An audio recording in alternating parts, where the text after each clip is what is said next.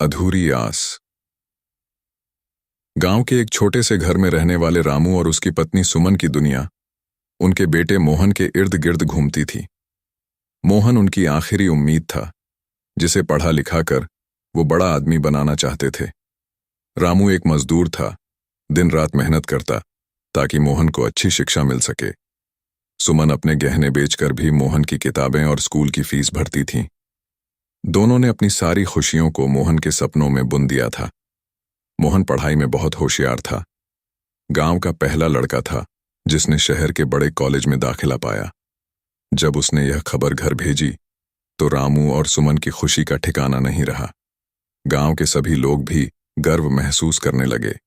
शहर में रहकर मोहन ने कॉलेज में पढ़ाई शुरू की, लेकिन शहर की चकाचौंध में उसकी सोच बदलने लगी। नए दोस्तों और महंगी जिंदगी ने उसे अपने माँ बाप की सादगी से दूर कर दिया। वो अब उन्हें अपनी तरक्की के रास्ते में रुकावट मानने लगा। एक दिन रामू और सुमन ने सोचा कि वे मोहन से मिलने शहर जाएं। पुराने कपड़े पहन थोड़े पैसे जोड़कर वे अपने बेटे के पास पहुंचे। मोहन ने जब अपने माँ बाप को अपने दोस्तों के सामने देखा तो शर्मिंदा हो गया। उसने उन्हें नजरअंदाज कर दिया और कहा, यहां मत आया करो, मेरी इज्जत खराब होती है।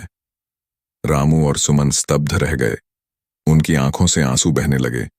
उन्होंने सोचा था कि उनका बेटा उन्हें गले लगाएगा, लेकिन वह अब बदल चुका था। चुपचाप घर लौट आए।